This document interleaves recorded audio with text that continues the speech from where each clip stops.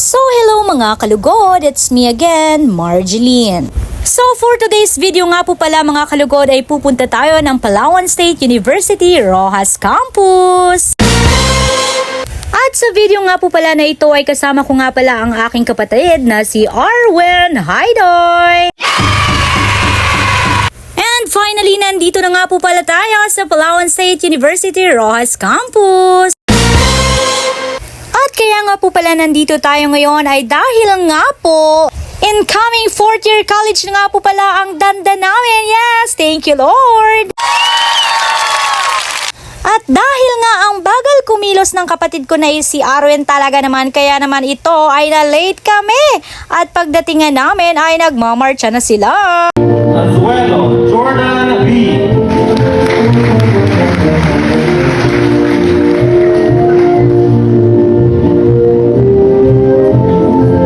Ay grabe talaga habang nakikita ko na umakyat ang kapatid ko sa stage kasama ang nanay namin. Hindi ko talaga mapigilang parang maiyak-iyak dahil sa sobrang saya. Hindi man madali ang buhay estudyante lalo na kapag nasa kolehiyo ka na. Dahil nga po maraming pagpupuyat, sacrifices na talaga namang kailangan mong gawin. Ganun pa man, congratulations Dad at sobrang proud na proud ang buong pamilya na ito sa iyo. Huy! Sobrang bilis lang talaga ng panahon na parang kailan lang si Kuya Arwen mo pa lang yung nandyan pero ngayon ikaw na talaga.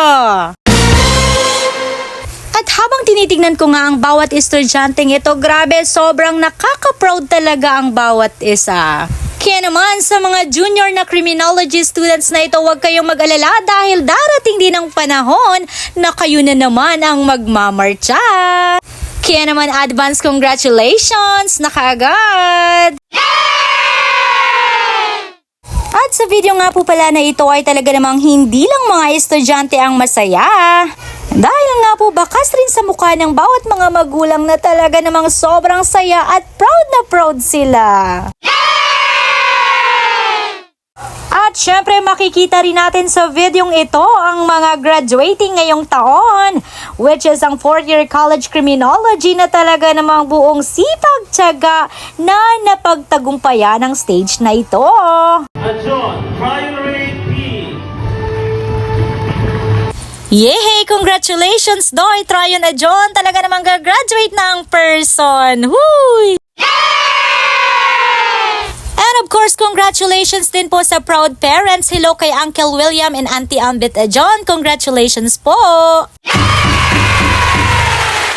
Grabe talaga, parang kailan lang ay gagraduate na talaga yan. Huy ka proud! Congratulations, Doy! Konting kembot na lang, konting push na lang talaga at gagraduate na yan. At sa pagpapatuloy nga po ng event na ito ay talaga namang biglang sumama ang panahon. At dahil very supportive ang bawat family ay talaga namang hindi yan magpapakabog sa ulan. No, ulan ka lang, pero grabe ang support namin sa aming mga estudyante kaya walang magpapakabog talaga. Kaya naman, once again, congratulations sa lahat ng criminology students! Hindi man naging madali ang inyong paglalakbay dahil nandyan ang maraming puyat, pagod, pagsubok at sakripisyo. At marami pa kayong pinagdaanan pero hito kayo at nakarating sa puntong ito. Kaya naman deserve nyo yan. At syempre ang araw na ito ay hindi lang basta copying, pinning or turnover of command dahil ang lahat ng ito ay simbolo ng inyong pagsisikap, determinasyon at pangarap na balang araw ay makapaglingkod sa bayan ng may integridad at dangal. At syempre, hindi rin magiging posible ang lahat ng ito kung wala ang mga magulang at mga taong walang sawang sumusuporta sa inyo. Kaya naman, congratulations rin po sa lahat ng mga magulang at pamilya na naging katuwang ng bawat estudyante sa kanilang paglalakbay. At talaga namang sa videong ito pati ako naiiyak rin talaga. At makikita mo talaga na ang tagumpay ng bawat anak ay talaga namang siyang tunay na tagumpay ng bawat mga magulang.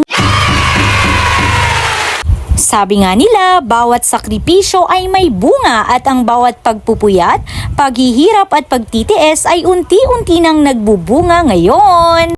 At syempre ganun din sa mga magulang dahil ang bawat tagumpay ng kanilang mga anak ay siyang tunay rin talagang tagumpay nila. At syempre, tagumpay rin ito ng buong pamilya at ang makita ang inyong mga anak na unti-unting naaabot ang kanilang mga pangarap ay isa sa pinakamagandang kantimpala na inyong pagmamahal at pagsasakripisyo. Kaya naman sa lahat ng mga estudyante, sana ay manatili kayong matatag sa bawat hamon ng inyong haharapin. At lagi rin ninyong tandaan na ang tagumpay ay hindi nasusukat kung gaano kabilis makarating sa dulo, kundi kung paano kayo bumangon sa bawat pagkakataong kayo ay nadapa. At syempre, ang pinaka-importante ay huwag mawala ng pananampalataya sa Panginoon. Sa bawat hakbang ng inyong paglalakbay, hayaan ninyong siya ang maging gabay ninyo. At syempre, kapag may mga pagkakataong pakiramdam ninyo ay napakahirap na ng lahat, alalahanin ninyo kung bakit kayo nagsimula at kung sino ang nagbibigay sa inyo ng lakas araw-araw. Kaya naman, sa bawat estudyante, patuloy kayong mangarap, patuloy kayong magsikap at higit sa lahat, manatiling mapagpakumbaba sa bawat tagumpay ng inyong makakamit. At palagi rin ninyong tatandaan na ang araw na ito ay hindi pa katapusan ng inyong paglalakbay dahil isa pa lamang itong hakbang patungo sa mas malalaking pangarap at mas magagandang oportunidad na naghihintay sa inyo. Kaya naman, congratulations sa inyo, padayon at naway magpatuloy lang kayo sa anumang hamon ng buhay. At dahil supportive nga kaming mga magkakapatid, kaya naman ito si Kirsten kahit kalalabas lang ng trabaho ay talaga namang nagdiretso kaagad sa PSU. Grabe, ang bilis-bilis lang talaga ng panahon. Kaya naman Dan, sobrang proud na proud talaga kami sa'yo. Naway magpatuloy ka lang at mas lalo mo pang galingan. And finally, nandito na nga ang danda namin na talaga namang nakasuot na siya nito. Parang kainan ng si kuya mo lang yung nandyan. Syempre, congratulations din sa aming Trinoric John. At ayan na nga, todo support talaga ang bawat isa. At syempre, dahil tapos na nga, magre-ready na kami para umuwi. At sa video na ito ay laking gulat ko talaga dahil ipinasuot niya sa akin ang sombrero niya. Grabe talaga. Kaya naman, hanggang dito na lang muna ang ating mini vlog. Maraming salamat!